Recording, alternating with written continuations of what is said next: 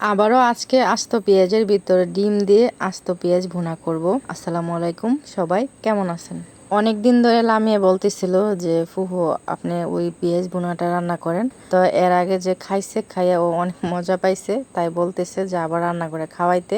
তাই রান্না করার জন্য আমি পেঁয়াজটা ছিলে নিতেছি প্রথমে, আর 3টা ডিম নিছি, সাথে টমেটো দিব। তাই 2টা টমেটো নিছি ছোট সাইজের, আর দিব সাথে কাঁচামরিচ। তো এগুলো সবগুলো এখন আমি কাইটা কুইটা রেডি করে নেব।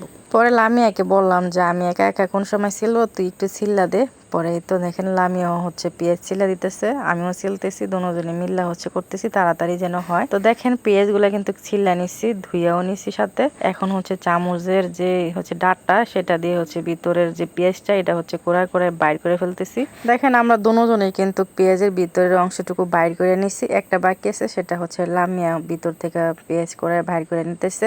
আর দেখেন পেঁয়াজের ভিতরের অংশটা কত সুন্দরভাবে বাইর করে নিচ্ছি। আর অনেক সুন্দরভাবেও পেঁয়াজের ভিতরের অংশটা বাইর করা যায়। যতটা কঠিন মনে হইতেছে দেখে, ততটা কিন্তু কঠিন না, অনেক সহজভাবে কিন্তু ভিতরের অংশটা বাইর করে নেওয়া যায়। আমার কাছে অনেক ভালো লাগে যখন আমি ভিতরের অংশটা বাইর করি। অনেকেই ভাবতে পারেন যে পেঁয়াজের ভিতর থেকে যে পেঁয়াজটা বাইর করছি সেটি কি করব, ফালাই দিব কি না? না, ওইটা ফালাইবো না, ওইটা দিয়ে পেঁয়াজ বোনাটা রান্না করব। পেঁয়াজের ভিতরে ডিম দেওয়ার জন্য তো লামিয়া ডিম ভেঙে নিতেছে, আর আমি লবণ দিয়ে দিছি, আর একটু ম্যাগি মশলা দিয়ে দিছি। দিয়ে দিলে গ্রানটা আমার কাছে ভালো লাগে, তাই দিয়ে দিছি। আর দিছি একদম চিকন করে কাইটা কাঁচামরিচ দিয়ে ভালো মতো আমি নেড়ে নিতেছি।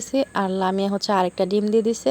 এখানে 3টা ডিম নিছি, 3টা ডিমই ভাইঙ্গা ভালো মতো নাড়া নিচ্ছি। ভালো মতো নাড়া নেওয়ার পর লামিয়া দেখেন একটা ছোট্ট চামচ দিয়ে পেঁয়াজের ভিতরে ডিমটা দিয়ে দিতেছে। পেঁয়াজের ভিতরে কিন্তু ডিমটা এত বেশি ভরে ভরে দেওয়া যাবে না, একটু খালি রাখতে হবে, না হলে পরে যখন পেঁয়াজটা ভাজবো ডিমটা ফুললে উপরে উঠা যায়, তাই একটু কমায় কমায় দিতে হবে। এই পেঁয়াজ বোনার মধ্যে কিন্তু বড় বড় সাইজের পেঁয়াজ গুলা নিতে হয়, তো আমিও কিন্তু বড় বড় পেঁয়াজ গুলাই নিছি। পরে তো দেখেন রেডি হওয়ার পর রান্নাঘরে চলে আসলাম। এখনই রান্নাটা বসাই দিব। তো এক পাশে আমি ভাত রান্না করতেছি, আর এই পাশে বোনাটা রান্না করব। প্রথমে কড়াই বসাই দিছি এক পাশে, আর কড়াইয়ের মধ্যে দিয়ে দিছি তেল, আর এখন দিয়ে দিতেছি এই ডিম ভরা পেঁয়াজগুলি। আর তেলের মধ্যে পেঁয়াজগুলা খুবই ভালোভাবে বসাইতে হবে, একটু কাচ্চিত হলে কিন্তু ডিমটা পইরা যাবে। তাই আমি সুন্দরভাবে ডিমটা বসাই দিলাম। পেঁয়াজটা ভাজার সময় কিন্তু একদম অল্প জাল দিয়ে পেঁয়াজটা ভাজতে হবে, না হলে কিন্তু নিচ দিয়ে পেঁয়াজটা পুইরা যাবে। তো আমি কিন্তু ভাতের দিক জালটা দিয়ে দিছি। আর গ্যাসের চুলায় রান্না করলে তো গ্যাসের চুলাটা একদম কমায় লো আছে পেঁয়াজটা ভাজতে হবে একটু সময় নিয়ে, তাহলে পেঁয়াজটা সুন্দরভাবে ভাজা হবে আর নিচ দিয়ে পুড়বে না। তো দেখেন কত সুন্দরভাবে আমার পেঁয়াজটা ভাজা হয়েছে, আর পেঁয়াজের ভিতরে ডিমটা সুন্দরভাবে সিদ্ধ হয়ে গেছে। আমি উল্টাই সবগুলা দেখাইতেছি কতটা সুন্দরভাবে যে পেঁয়াজটা ভাজা হয়েছে। তো এখনই আমি পেঁয়াজগুলা প্লেটে উঠাই নিব। তো দেখেন ভাতের দিক কিন্তু আমি একদম পুরো জালটা দিয়ে রাখছিলাম, তাই পড়ে নাই। আর যদি এদিকে দিতাম জাল বেশি করে, তাহলে নিচ দিয়ে পুড়ে যাইত, আর পুড়ে গেলে কিন্তু খাইতে ভালো লাগবে না। কড়াই থেকে এখন সবগুলো পেঁয়াজ উঠাই নিতেছি। আর মাত্র 3টা ডিম দিয়ে দেখেন আমি 13টা ডিম বানিয়ে ফেললাম পেঁয়াজ দিয়ে। একটা ডিম দিয়ে না খাইয়া এভাবে একটা ডিম দিয়ে 3-4টা ডিম বানিয়ে নেওয়া হয় ভালো। তো দেখেন উঠানোর পর আমি কিন্তু সেই কড়াইয়ের মধ্যেই পেঁয়াজগুলো দিয়ে দিতেছি, দিয়ে সাথে দিয়ে দিছি কাঁচামরিচ। আর এখন আর একটু তেল দিয়ে দিতেছি। যে কোনো বোনা রান্না করি না কেন, একটু তেল না দিলে কিন্তু আবার বোনাটা মজা হয় না। তো আর একটু তেল দিয়ে আমি নাড়া টেড়ে পেঁয়াজটা একটু ভাজা ভাজা করে নিব। পেঁয়াজটা একটু ভাজা হওয়ার পর এখন দিয়ে দিব আদা রসুন বাটাটা, দিয়ে আদা রসুন বাটাটা একটু ভাজা ভাজা করে নিব, যেন কাঁচা গন্ধটা না থাকে। কিছুক্ষণ নাড়া টেড়ে পেঁয়াজ আদা রসুন সবগুলো একসাথে ভাজা ভাজা করে নিছি। এখন দিয়ে দিব 1 চামচ হলুদের গুঁড়া, আর দিয়ে দিব 2 চামচের মতো মরিচের গুঁড়া, পরিমাণ মতো ধনিয়ার গুঁড়াও দিয়ে দিছি, আর দিয়ে দিব পরিমাণ মতো লবণ। এখন একটু পানি দিয়ে ভালো মতো মশলাটা কষিয়ে নিব। আর মশলাটা যত ভালো মতো কষিয়ে নেওয়া যায়, ততই কিন্তু রান্না মজা হয়। তো এই তো পানি দিয়ে ভালো মতো আমি কষিয়ে নিতেছি।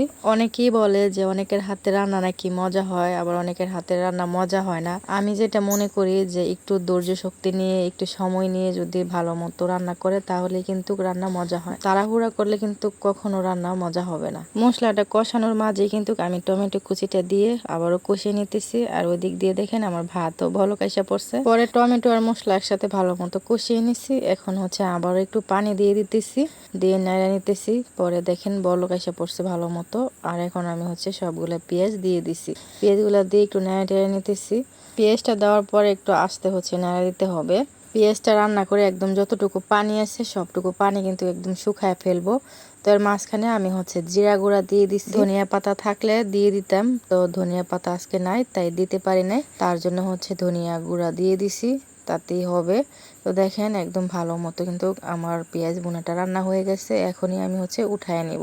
পেঁয়াজ ভুনাটা চুলার উপর থেকে উঠায় নিয়ে একটা বাটিতে বাইরে নিচে দেখেন, আর পেঁয়াজ ভুনার কালারটাও মাশাআল্লাহ অনেক সুন্দর হয়েছে। তো রান্না বাড়া শেষ করে আমরা কিন্তু গোসল করে খাইতে বসে বসে দেখেন লামিয়ার জন্য আজকে এই পেঁয়াজ ভুনাটা ও খাইয়া মজা পাইছে, তাই আজকে আবারও হচ্ছে রান্না করলাম। লামিয়াকে সাথে নিয়ে খাইতে পারলাম না, লামিয়া হচ্ছে স্কুল থেকে টিফিনের সময় দিছে, ও হচ্ছে খাইয়া আবার হচ্ছে স্কুলে চলে গেছে। গরম ভাতের সাথে প্রথমেই আমি পেঁয়াজ ভুনাটা নিয়ে নিছি, আর নিয়ে নিছি লেবু।